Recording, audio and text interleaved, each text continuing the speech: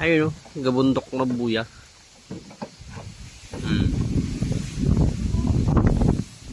Kita mo yan. Wala, ayaw tayo patulungin eh. Gusto mong tumulong, ayaw patulungin eh. May truck daw tayong atin. Ayun, yun yung ano, foreman.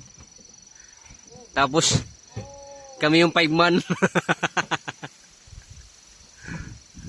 Di ba? Oh. Ayun, gabundok na hinahakot namin dito. Kung alam nyo lang, simple lang yan. Pero sakit ang braso. Di ba? Ano mo sasabi mo? Ayos na.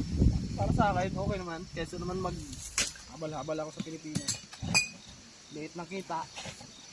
Ito naman ay Kaya may makagmata. dito mahirap. Pero masarap. Mahirap pero makatarungan ang sahod. Yun. Yung mga rason, yung mga katwiran, may mga talagang ano. Makatwira naman yung ano. Di ba? Yung inaano namin, mamaya yung isang truck naman sa amin. Sa Pilipinas kasi tayo, sobrang hirap na ng trabaho, hirap ka ng buhay, hirap parang kumita ng pera. Dito, mahirap lang talaga siya. Mahirap din ang buhay, pero makatarungan talaga yung Sahod, talaga may kinikita, no? Talagang may babalik. Kasi ang sabi nga nila, pag may hirap, sa kabila nun ay sarap. Di ba? Di ba, Mark? Sa kabila ng hirap, may sarap. May sarap. Di ba? Basic lang ang trabaho, di ba, Jack? Next month, puro sarap. Di ba? Pero yung mga bagong parating, magdala kayo ng jacket. Taglamig na rito. Jacket ng mga kakapal. Kasing kapal ng mukha ko. Kasing kapal ng mukha ko. Mag-antay na bilhan pa kayo. Oo. Ano? Ulit.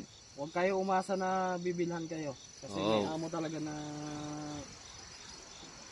hindi kayo bibilhan. Correct. Tama yan.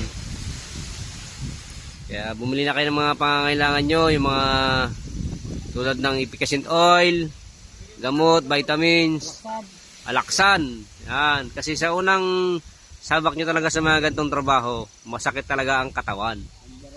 Kaya kailangan mo ng alaksan FR. Yun. Sila kasi nagkakarga, tabo. Ayaw niya kami patulungin eh. At kaya daw nila, isang truck daw kami. Kaya dito muna kami. Solo namin yung isang truck, tapos yung truck naman pamaya. Yan, solo nila. Ganyan magpatas dito ng buya. Yan po ay gamit sa seaweeds. Kung tawagin nila ay Kim. Yan. Shout out. Sino pwede mo yung shout out dyan? Shout out sa kapitan namin. Good luck sa laban. Yun.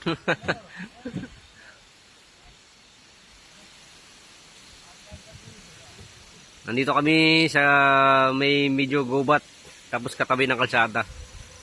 Di ba? Sa laki niyan, no. Daming buya niyan.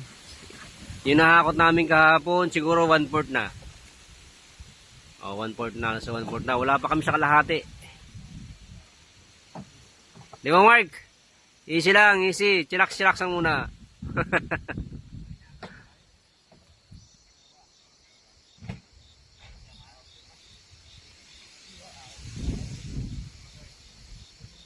Pero malamig na, no? Ang iba, hirap na maligo. Kasi sira ang heater. Pero sa okay pa naman. Darky, hindi na naliligo.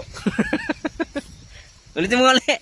Shoutout mo, Darky, di ka naliligo. Shout out. Shoutout kay Darky. Si Masa lang takadabot tagan eh.